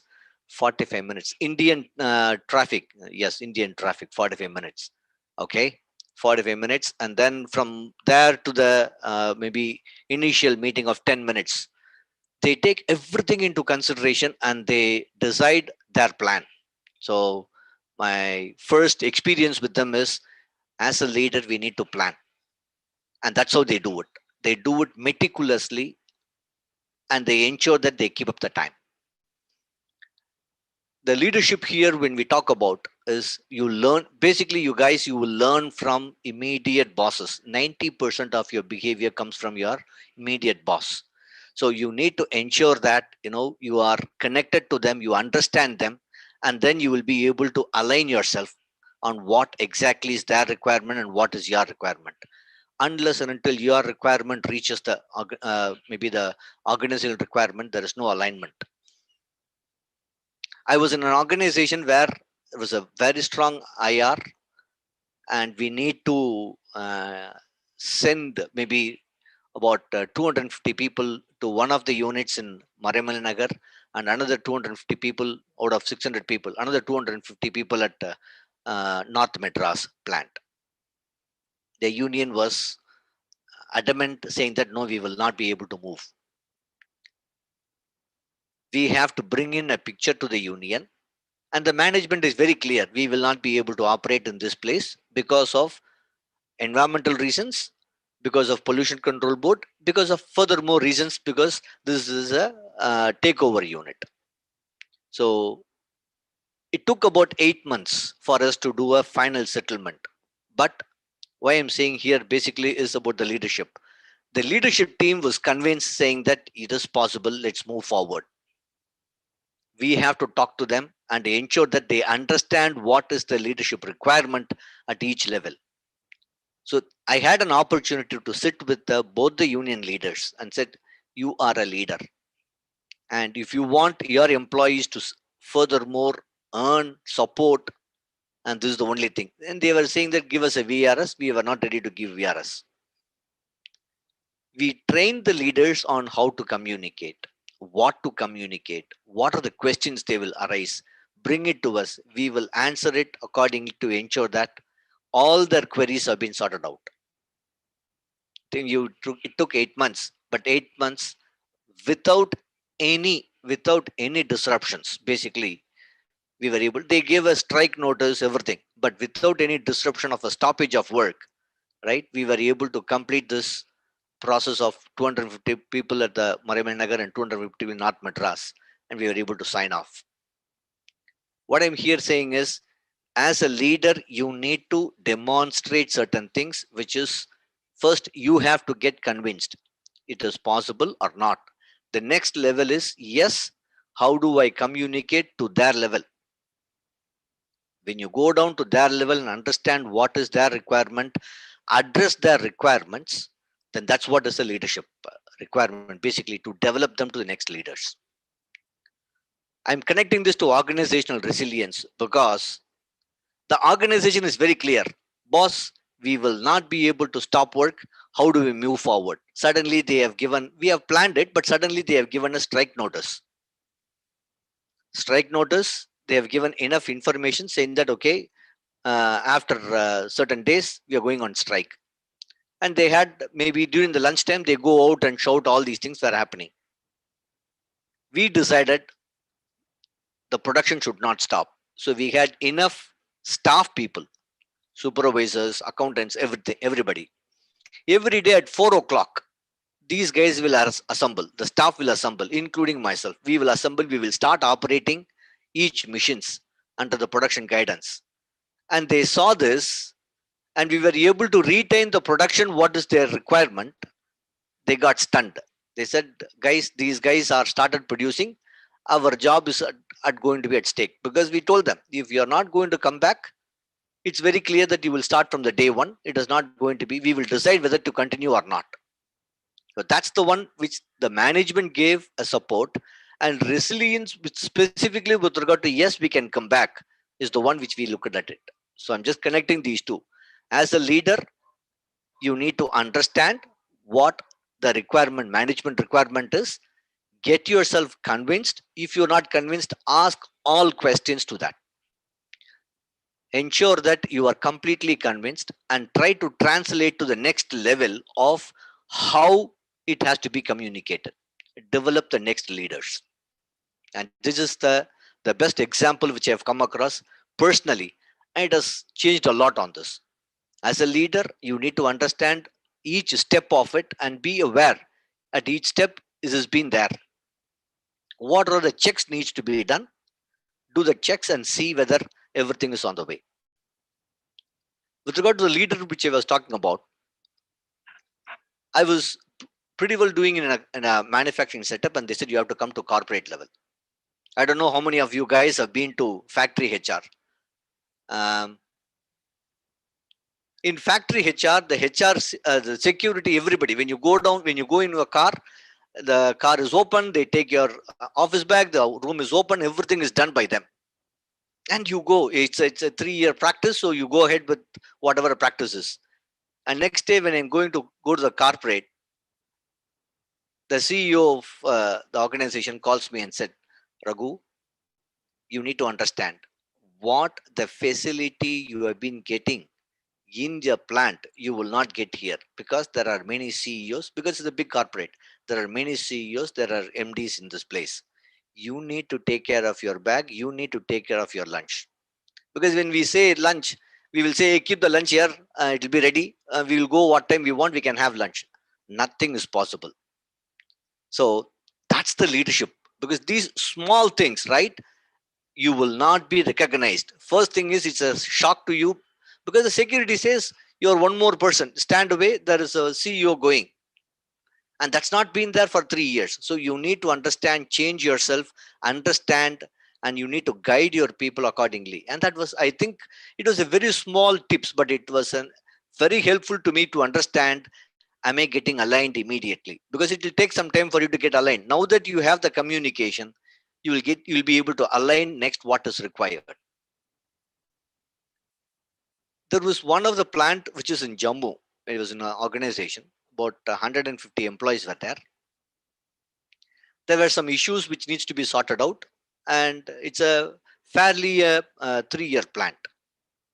And maybe the supervisor or the manager had spoken something wrong, and specifically with regard to resilience, I'm bringing it here. Everybody, 120 employees have given in a note that they are resigning. The production manager doesn't know anything. He kept this information with him, saying that, okay, he will talk to them tomorrow. It was on a Thursday. On Friday, he gives me a call saying that 120 people have resigned. Now, what do we do? I was heading Indian operations. I said, go. This mass resignation will not be accepted. I will send you a format. Get everyone signed off in this format. And we will ensure that the production is not stopped. Everything can be taken care.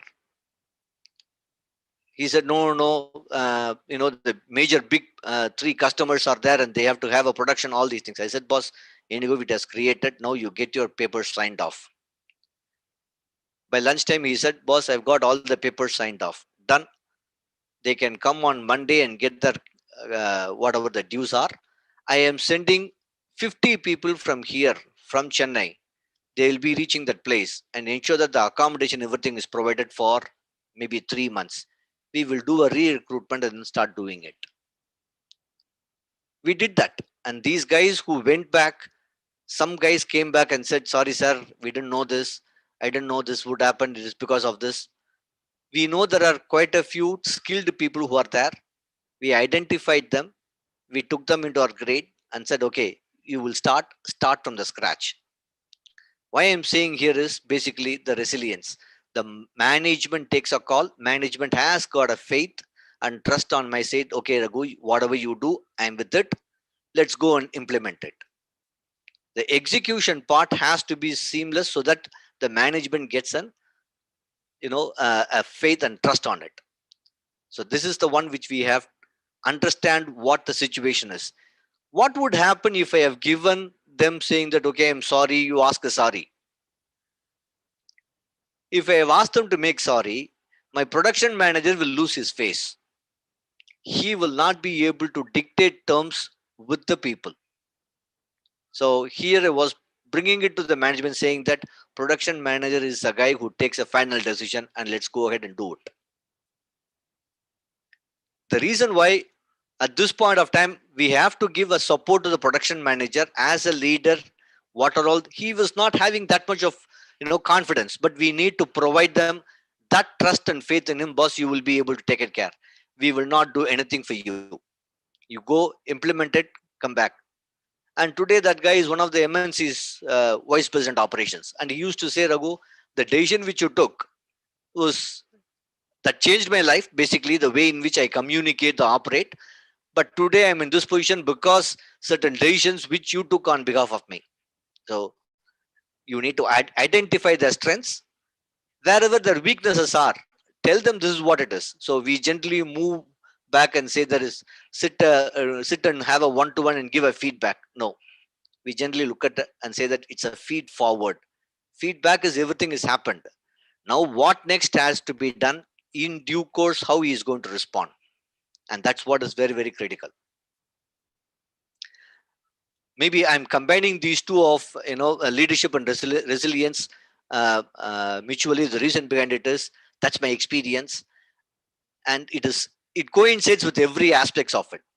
You have that leadership skill, or if you don't have the leadership skill, you need to tell specifically these are the skills required. In the HR terminology, we generally say we hire people based on skill and we fire people based on attitude. So the leadership here requires an attitude, and you need to go on feeding it to become a good leader. I've been in India. I've been working in India for maybe about 25 years or 25 years. Last 6 years, my experience basically with outside India has given me a complete different thought process. I happen to be in South Africa, in a place called Botswana, where we want to have the productivity is very low. And as an Indian, we can talk about all the motivations and those things. You will get this much of money, all these things. For them, the life is very simple. Today, when I get up, my account starts. When I go home, my account ends. That's what they think about it. So I was talking to one of the workmen saying that the 5 people who have not been working at all and the productivity is very low. The production supervisor said, production manager also said, sir, we cannot terminate as you think in India, but we need to go and motivate them. I was just talking to them about, you will get more money when you have an incentive. We have a weekly incentive. You will be able to do it. That guy immediately raised his hand and said, boss, tomorrow I do not know I'm alive or not. I am already affected by AIDS. Why should I unnecessarily look at it? I was completely zapped. I do not know what to respond.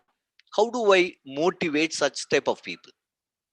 Money is nothing because they are very clear that tomorrow they are not there. They are there, they are not there, they do not know. I really do not know how do I motivate them. So I was just asking them, what else you require? Then I found that, okay, they are not going for a medication. I said, boss, 3 o'clock you will start from my office. You will go for your medication. They have completely changed. They looked at it and they said, we want to live, but we do not know how long we will live. When we started giving this, understanding what they require, right, they will be behind you. And that guy became a supervisor. Because he has got that skill, he was not willing to do it, identify what is required and provide them. It might be a small basic, 3 hours for 6 weeks or 8 weeks. He needs to go through the infusion process. So he has to go through it. And after, let's take about 3 months, there's one more requirement. But that guy was able to understand. And that guy came down and said, okay, boss, I'll be able to, your productivity will be ready. After 2 weeks, he said, your productivity will be ready by 2 o'clock. 3 o'clock, you leave me. The reason why I'm bringing it here is, as a leader, you need to understand what are the requirements. Each one, you cannot give a generic requirement and then say everything is possible. And that's why today, the policies are redefined. After the COVID, I think quite a few things have been changing. But earlier, the policies have been redefined according to the requirements. I knew one of the organizations when they had long-term settlements as well as their annual reviews. They were very clear about identifying what is your passion and how can we support your passion as an organization. I was stunned to hear about this. How does it work like this? He said, no, we want to understand their passion and link their passion, because that's where my employee contribution is there, employee willingness to stay and learn.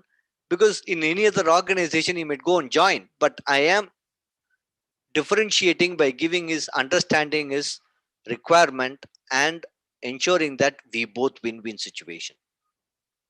So this is about basically my experience about the leadership as well as the resilience part of it. Coming down to the digital part, which is the latest of my 5 years of experience. This company was basically into diamonds.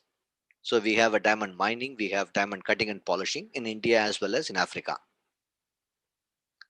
The CEO is very clear that he wants to have the productivity of each business units. We have around 7 business units in Africa and 3 in India. He would like to know at the end of the day, the business units, what is their production. So you need to understand, if I want to bring in, you need to bring in certain other requirements also into this. So we had a system wherein which we'll be able to understand, we'll be able to collect, capture data on employee. So we said number of employees are there, this much of employees in each business units, and we need to capture it. So we had developed our in-house system wherein which each one business unit will have their headcounts, their productivity. And this productivity will bring into our business productivity as a business unit in India, as a business unit in Africa, both Botswana, Namibia, South Africa. So all these places we want to bring in. The time duration is there, but still then we will be able to bring it at the night. 12 o'clock, we said we will run a complete run of what is yesterday's production. Why I'm bringing it here is digital HR. As a HR, you need to understand how you can contribute to the requirements and how we can, because there are certain business needs and there are certain department needs. You need to collate, understand what exactly you have to bring in and bring in dashboard. In this process, we brought in performance appraisal, we brought in competency, we brought in skill matrix. So what happens here in the whole system is you will be able to identify which type of skilled people resources available at which location. And if you're going to start any other business unit in anywhere in the world, you can handpick and tell them, this is where the skill is, this is where my leadership requirements are. So that's the one which we did in the HR, digital HR part of it, which I was part of it. I was redesigning the whole system on it. So I think I've covered all the three areas. Any questions from your side?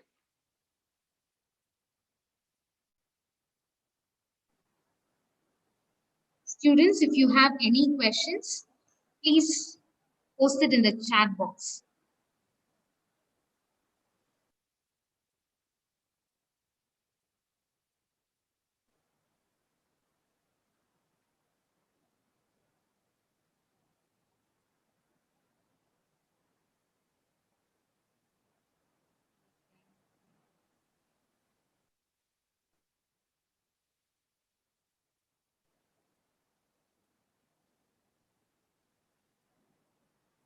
Thank you so much, Raghupati sir, for sharing your personal anecdotes with us. You have truly inspired us to become successful future leaders.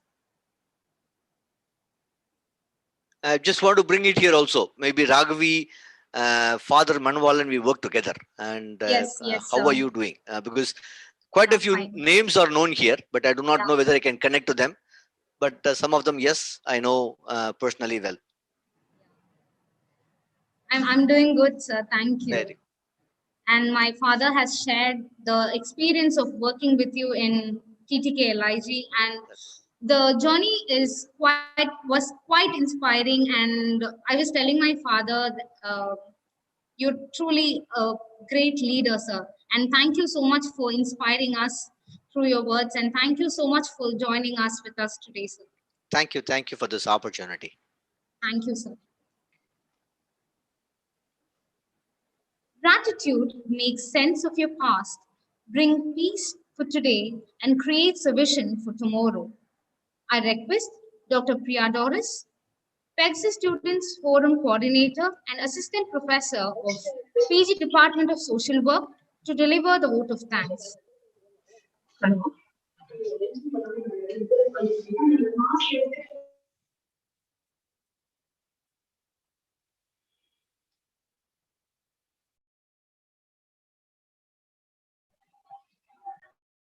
Good afternoon to all.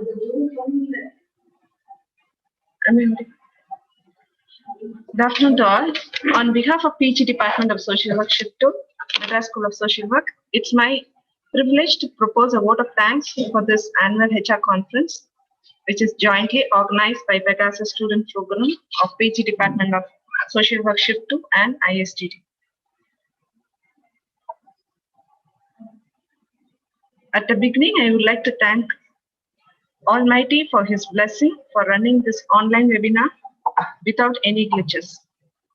I place on record my sincere thanks to the management of this institution, and I am deeply indebted to Dr. S. Rajasambal, Principal of MSSW, for his constant guidance and continuous mentoring during the preparation of this online webinar.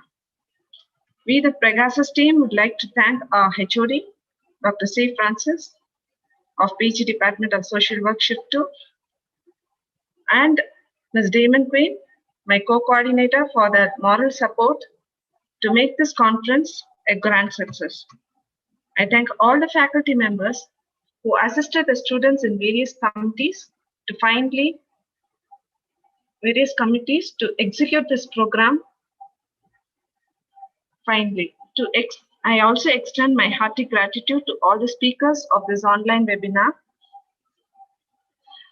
starting from Dr. Karthikeyan, our inaugural speaker, who enlightened the listeners on leadership qualities and stressed on the reverse mentoring to the students. During the session of the Cracking the Leadership Code, the speaker, Mr. Sriram R. and Mr. Satish Rajaratnam and Ms. Lakshmi Umapadi and Mr. Nakiran Tangaya for emphasizing on developing inherent leadership qualities.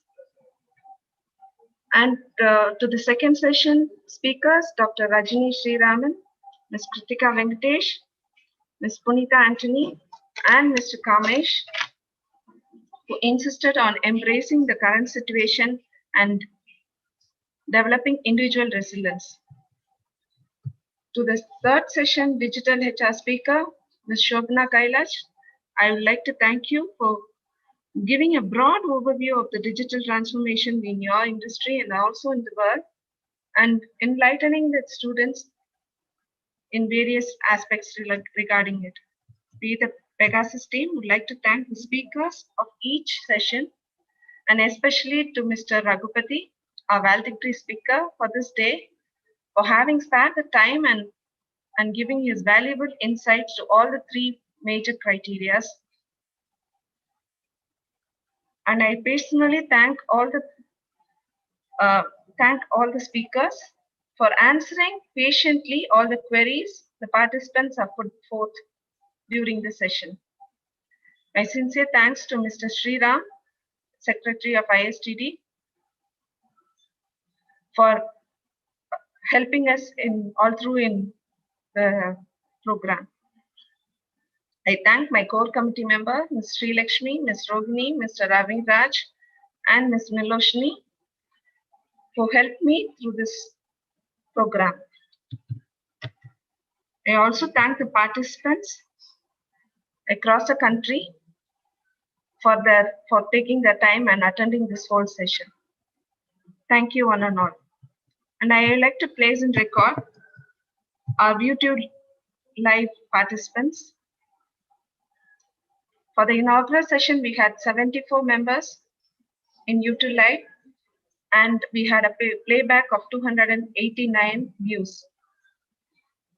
For first session, the Cracking the Leadership Code, we had a playback of 437 views, and YouTube live was 80.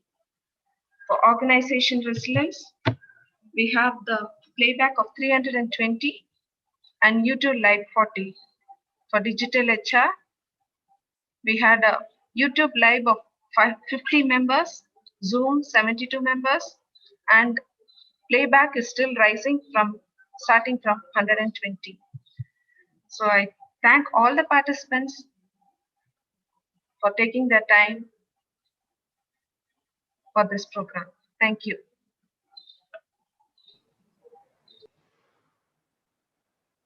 Thank you, Priya ma'am. Dear participants, feedback link is posted in the Zoom and YouTube chat box. Please do fill it to record your attendance and your evaluation for the session. Your certificates will be mailed to the participants who have attended all the 3 sessions of the webinar.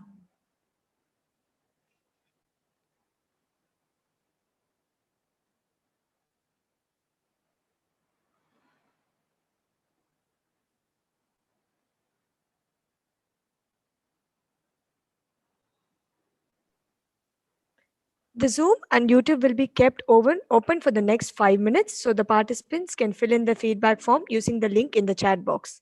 Thank you.